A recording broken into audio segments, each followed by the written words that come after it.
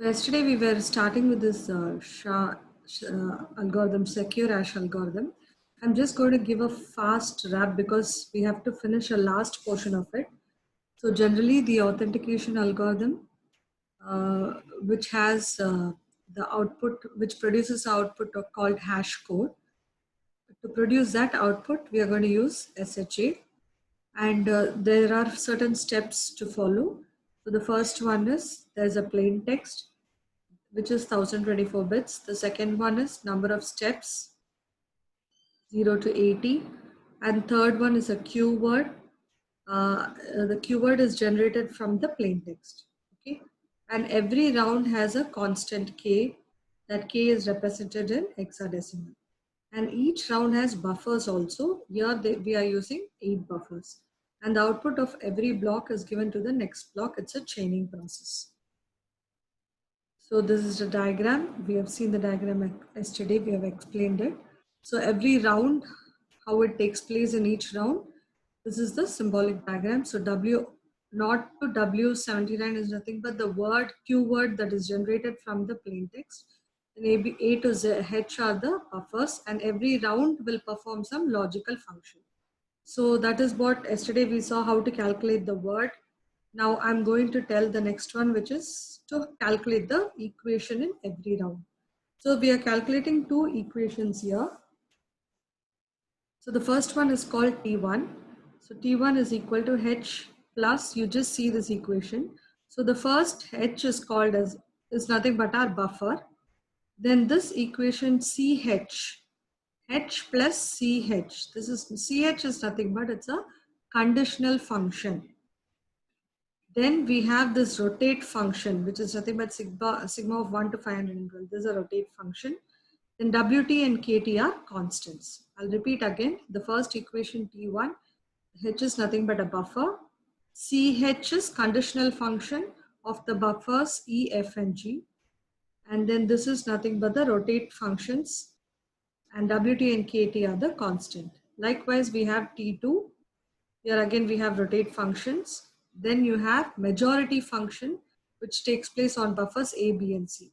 We will see all these function in detail. Okay.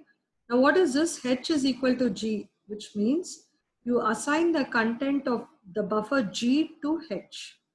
Okay, you assign the content of buffer G to H. Likewise, you assign the content of F to G. You assign the content of E to F. And that is what has been happening for each and every buffer. Okay. Now this is the explanation for the logical functions. I told you we are using a majority function here, majority of the buffers A, B, and C. So this is the formula used in the majority function, which is nothing but the content of buffer A and the content of buffer B are performed an AND operation. So generally in AND, if there are two truths, then it is a true. If it is one is false, then it is a false. So using that table, you perform this and you XOR it with B and C and XOR it with C and E. This is the majority function formula. Then conditional function you have a separate formula for that. Then this rotate function. So rotate of A is used to calculate the sigma of 0 to 512 of A. Okay. So to calculate this rotate function, we use this formula rotate of A, and this is the formula, which is nothing but circular right shift of 28 bits with the content of A XORed with the circular right shift of 34 bits of the content of A likewise. Okay. Again, you have rotate of E equation. So that is going to be, so that formula is going to be for this sigma of 1 to 512 E. So this is going to use rotate of E formula, which is the same thing. Nothing but circular right shift of 28 bits of the content with E XORed with the content of R XORed with. So that is what is going to be the second formula. So using the formula, all these formula, we will be applying in this equation. Now this is the diagrammatic representation of this. So you have all the 8 buffers. So this is a diagrammatic representation of your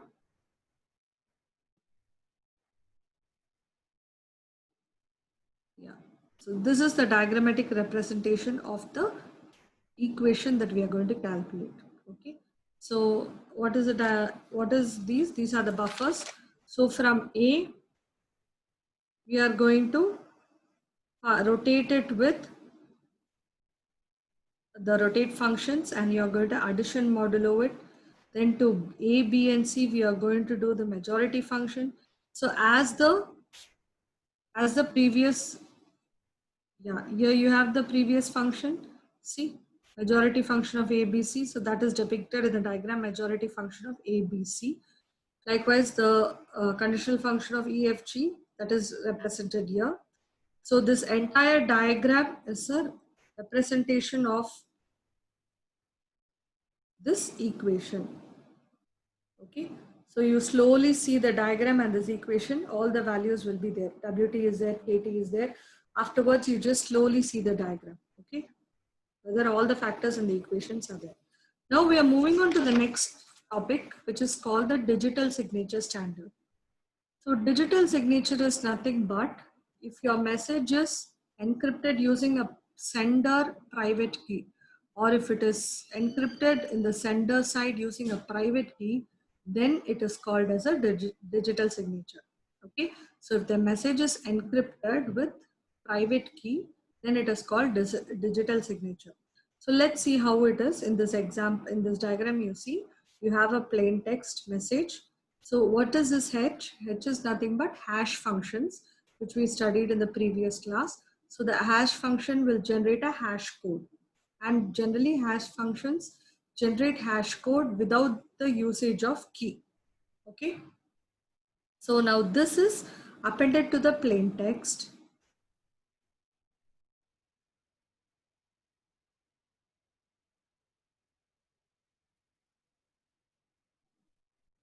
Are you able to hear I think you'll be able to hear now. I'll repeat it again. So digital signature algorithm is, if you want to use digital signature, how you can identify it is, if the message is encrypted using the sender's private key, then it is called a digital signature. Okay. At the sender side, if you're going to encrypt the message using a private key, then you can know that that is called as a digital signature. In all the algorithms we saw yesterday and previous, in all the cases, digital signature means when a message is encrypted with a private key. So that is what I'm explaining this diagram. So you have a plain text, and this H is nothing but the hash function. Hash function generally doesn't use any key, so it will generate the hash code. Now the generated hash code and the message are appended, and that is encrypted here using the private key. So this step is called as the digital signature. Now, as usual, it will be given to the sender side. The encrypted message will be given to the receiver. The receiver will use its public key and decrypt it. Then the generated hash code and the appended hash code will be compared. Then you can know whether the message received is right or wrong. But what you must understand here is, what is the digital signature? So here this PRA, using PRA in the sender side means that there is digital signature used in this procedure. Okay, now there are two approaches for that. One is RSA method, the other one is DSS, which means digital signature standard, or it can also be known as DSA, which is called as digital signature approach, okay, or algorithm. Now, first is RSA approach. So in RSA approach, RSA means what we have already studied. It's a public key system. So you will have private key and public key, usage of private and public key. Okay. So see here, the message is there. You have a hash function used. Now hash function can be generated using the SHA. Just now we studied today and last class that we use the SHA algorithm, secure hash algorithm, to generate the hash code. So here they are using the SHA algorithm to generate the hash code. and then they are encrypting using the private key of A. So your digital signature is established. To do this encryption, they use the RSA algorithm. Now this is appended, and you get the receiver side, you get the message and the encrypted one.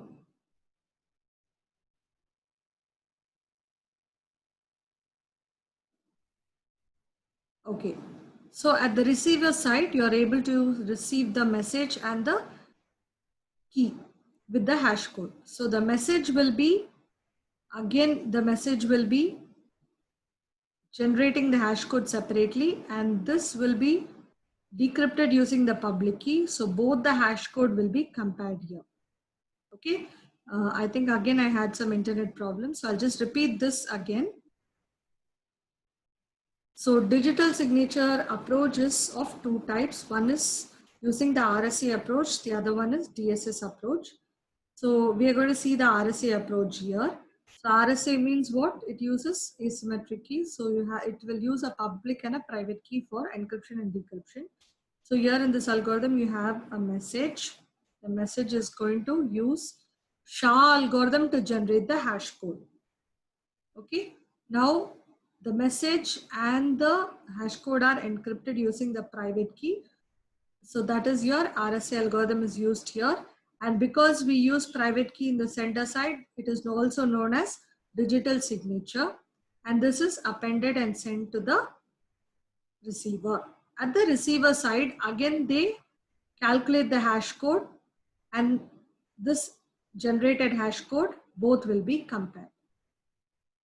To get the generated hash code, you have to decrypt using the public key. Because it is encrypted using private key, you must decrypt it using the public key. So the generated one hash code and the appended hash code are compared, and you check whether your message is right or wrong. The next approach is the digital signature standard algorithm, or DSA approach. So here what they are going to do is, they are going to have the message here or the plain text. So again, you use hash functions here, you generate the hash code, but here you use something called signature algorithm. To the signature algorithm, there are two inputs. One is the hash code, the other one is K. What is this K? This K is nothing but a random number. Okay. And this hash signature algorithm takes again two inputs, which is nothing but global public key and a private key. Okay, I'll repeat it. You have a signature algorithm which takes the hash code and a random number, global key, and a public key. Private key. All these things are appended to the message. Okay, all these are appended to the message. So the message will be having M, and the signature algorithm will be generating two variables S and R. Okay, the signature algorithm will be generating two variables S and R. So at the receiver side, you'll have a message SR. So this signature algorithm generates S and R. Now what happens here? One second.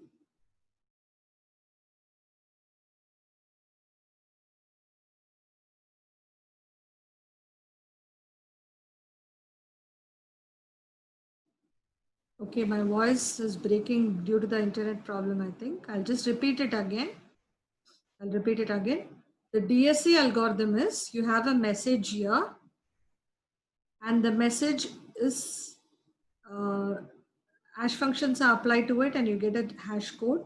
And here you have a signature algorithm. In the signature algorithm, you have the hash code as input, random number, then a global key and private key. All these work on the signature algorithm, and the signature algorithm will produce two variables S and R. So these S and R are appended to the message. Now at the receiver side, what happens? The message is again, the hash code is generated, and you have a verification function here. This verification again has the input of the global variables and the public key of A. and the S and R will also be given to verification function. So this verification function will generate something called V. We will see that as we move on. So this verification function will give a value called V. That V will be compared to this R. The V and R will be compared. So let me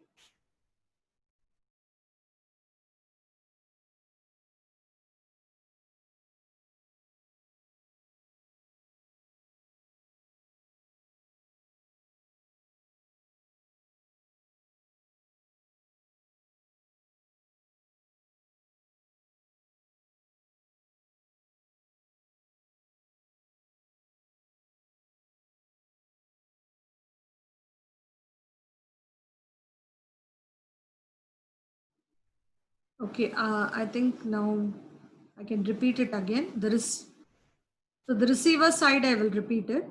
So in the receiver side, you have the message and the signature algorithm generates S and R. All this is given to a verification function which will generate V.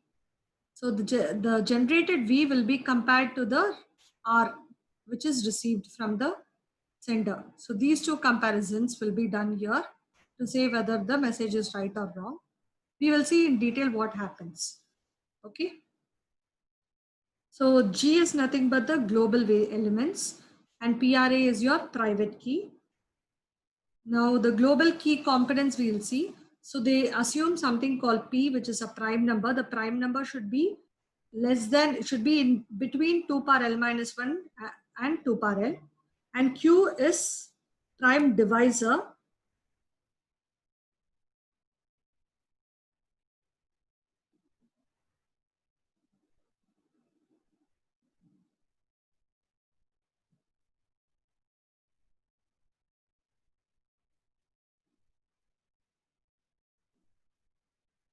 Okay, so Q is the prime divisor of P minus 1.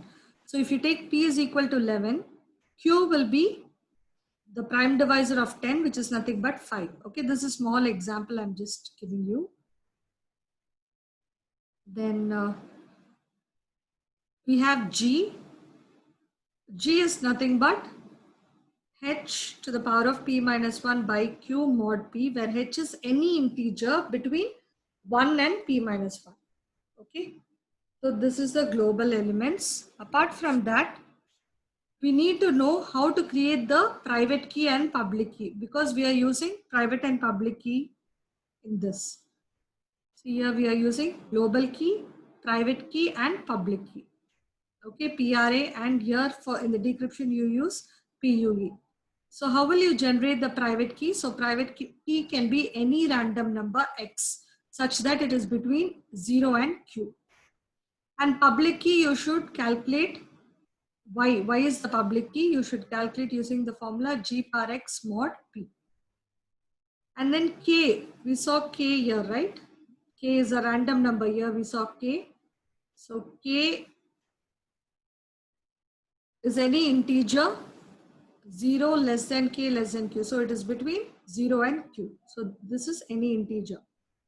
So these are the different values that we need to assign. So what happens at the sender side? There is a signature algorithm. So signature algorithm, I told you, it generates two components, R and S. So R has this formula. It's a module formula, and S also has another formula calculation. In this, the H is nothing but a hash function applied on the message, and X is the private key. Okay, X is the private key. Here we are talking about X here. It's a private key, this one. Mod Q. So two formulas given, R and S. Using these two formula, the signature algorithm will generate the value of R and S at the sender side and send it to the receiver. In the receiver side, you have a verifying function, right?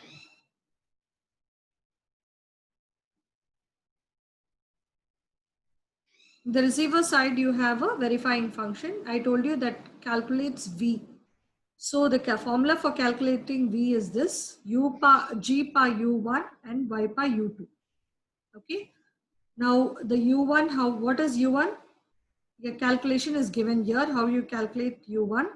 So that this is M dash. What is M dash? Is nothing but M is the message sent at the sender side. M dash is at the receiver side. Okay. M is at the sender side. M dash is at the receiver side. So this is the receiver side. So you calculate the hash function on the receiver side. Okay. And there is W. There is a value called W mod Q. So how to calculate this W is given here. So S is the, what is S? S is here in the signature, there is a value called S. So in the receiver side, it will be S dash, the inverse of, so this is S and here it is S dash. The inverse of that is taken. Okay, so these values are used to calculate V.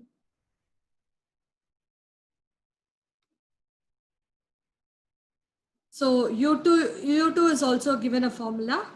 And then, so now at the receiver side, what all you're calculating is, you're calculating M dash, R dash, S dash. In the sender side, you have calculated M, R, S. In the receiver side, you're calculating M dash, R dash, S dash. Finally, the value V will be compared to R dash. If these two values are equal, then they must be exactly equal. That's why we have given two equal to symbols. That means the two values are compared and the message is sent properly. Okay, so the V is calculated at the receiver side and R is the signature component at the receiver side. Okay, V is the verification at the calculated at the receiver side. R is the signature component calculated at the receiver side. Okay. So this is about, so far what we saw was about digital signature algorithm. Because of connectivity problems, some of them are not able to hear it properly. So I'll repeat it again. Okay, just few seconds, just wait.